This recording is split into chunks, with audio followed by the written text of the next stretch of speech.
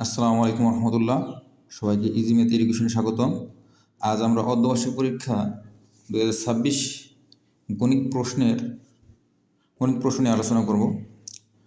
গণিত প্রশ্নে যদি তোমরা ভালো করতে চাও গণিত পরীক্ষার মধ্যে, তাহলে এই ধরনের প্রশ্নগুলো সলভ করলে তোমরা অনেক প্রশ্ন পরীক্ষার মধ্যে কম পাবা ইনশাল্লাহ। আসো, গণিত প্রশ্নের মধ্যে থাকবে প্রথমে সংক্ষিপ্ত প্রশ্ন 15টা, যে কোনো 10টার অ্যান্সার করতে হবে। একইভাবে সৃজনশীল প্রশ্নে প্রত্যেক বিভাগ থেকে ন্যূনতম একটি করে মোট 5টি প্রশ্নের উত্তর দিতে হবে 8টি থেকে। আসলে আমরা আগে সংক্ষিপ্ত প্রশ্ন নিয়ে আলোচনা করি। সংক্ষিপ্ত প্রশ্নের মধ্যে অধ্যায় 1 প্যাটার্ন অধ্যায়টা খুবই গুরুত্বপূর্ণ।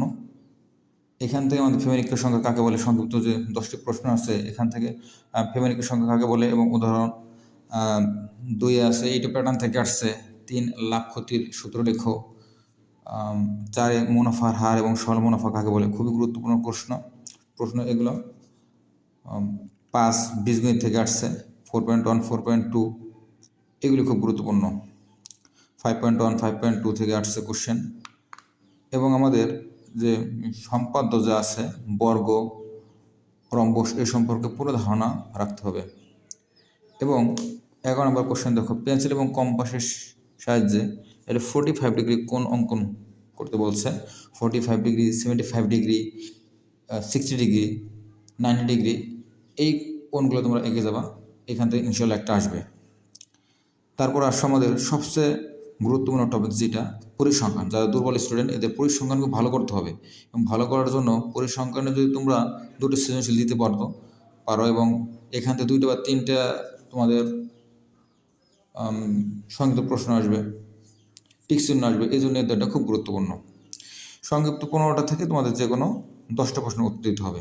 তারপরেই আমাদের আসবে সৃজনশীল প্রশ্ন। সৃজনশীল কোশ্চেনও ঠিক তাই। পাটিগণিত থেকে যে আমাদের ক বিভাগ, এখান থেকে প্যাটার্ন থেকে একটা সেট আসবে ইনশাল্লাহ। এবং আমাদের যে 2.1 আছে এখান থেকে একটা আসবে।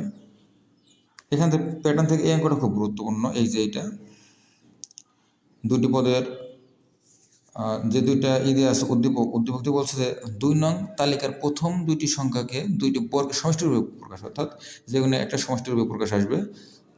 তালিকার পরবর্তী 3টে সংখ্যা নির্ণয় করতে বলতে পারে। এবং এর সাথে আসে তোমাদের তালিকার প্রথম 60টি পদের সমষ্টি বা 70টি পদের সমষ্টি, এই ধরনের একটা কোশ্চেন আসবে। এবং 2টা আসছে মুনাফা থেকে, বীজগণিত অংশ থেকে, অর্থাৎ 4.1 4.2 5.1 5.2 এখান থেকে আসবে। এটা খুব ভালো করে তোমরা আয়ত্ত করবা। জ্যামিতিক পার্ট, অর্থাৎ সম্পাদ্য যারা পারবা তাদের জ্যামিতিক পার্ট থেকে সামুদ্রিক 2টি সন্নিহিত বাহুর দৈর্ঘ্য দিয়ে আছে এবং 2টি অন্তর্ভুক্ত কোণ দিয়ে আছে। তোমাকে কোশ্চেন করছে যে 6 সেন্টিমিটার, দেখো এই যে এখানে কোশ্চেন 6 সেন্টিমিটার বাহু বিশিষ্ট একটি বর্গের ক্ষেত্রে রাখো, অবশ্যই বর্গের ক্ষেত্রে রাখা তোমরা পারো। সামুদ্রিকটি অঙ্কন করতে বলছে এবং সামুদ্রিকের বাহুদ্বয় কোনো রম্বসের 2টি কর্ণের দৈর্ঘ্য ধরে রম্বসটি আঁকো। রম্বস, সামুদ্রিক এবং বর্গ, এটা খুবই গুরুত্বপূর্ণ এই কোশ্চেনটা।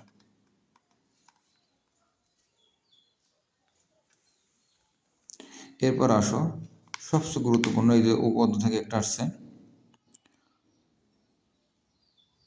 আমাদের সবচেয়ে গুরুত্বপূর্ণ হচ্ছে এই যে এইটা আমাদের পরিসংখ্যান থেকে একটা শ্রেণীবদ্ধ এবং একটা অশ্রেণীবদ্ধ আসতে পারে।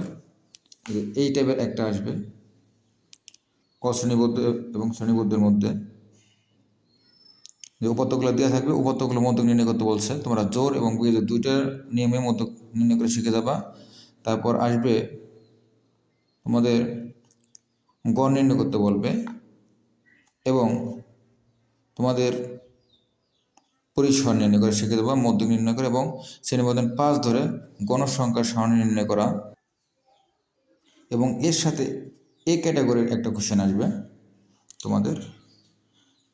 8ম শ্রেণীর শিক্ষার্থীদের গণিতে প্রাপ্ত নম্বর, অর্থাৎ যেটা শ্রেণীবদ্ধ পরিসংখ্যান, এখানে শ্রেণী ব্যবধান এবং গণসংখ্যা এই 2টা দেওয়া থাকবে।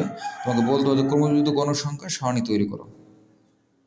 ক্ষতে প্রদত্ত সারণীতে গড় নির্ণয় করা শিখতে হবে এবং বর্ণনা সহ উপাত্ত সময়ের আয়তলেখ এবং পাইচিত্র, এই দুটো খুবই গুরুত্বপূর্ণ। আয়তরেখা এবং পাইচিত্র যে কোনো একটা তোমরা দেখে যাবা।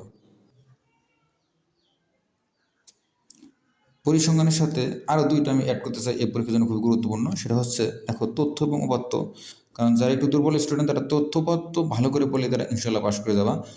দেখো আর যারা 80+ বা 90 বা 95 স্কোর করতে চাও তাদের তো যারা ফুল নাম্বারটা পেতে চাও তাদের সব করতে হবে। তো যারা একটু দুর্বল তাদের তথ্যপত্র বেশি গুরুত্ব দিলাম, ওইখানে 2টা এবং এখানে 4-5টা মোটামুটি ভালো করে পড়লে এই ধরনের আসবে ইনশাল্লাহ।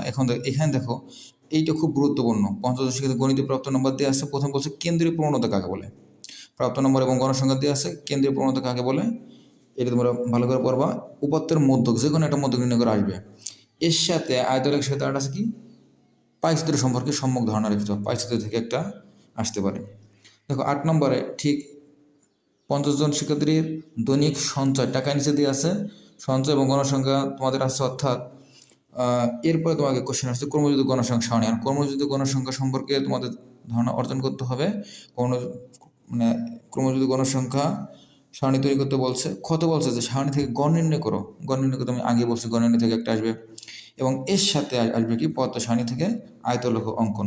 তার মানে আমরা পরিসংখ্যান থেকে পাইলাম যে জিনিসটা সবচেয়ে গুরুত্বপূর্ণ সেটা মধ্যক নির্ণয় করা শিখতে হবে, আয়তলেখ অঙ্কন করা শিখতে হবে এবং পাইচিত্র অঙ্কন করা শিখতে হবে। সবাইকে ধন্যবাদ। এই ধরনের আরও ভিডিও পাওয়ার জন্য আমার চ্যানেলকে লাইক এবং সাবস্ক্রাইব করো। আল্লাহ হাফেজ।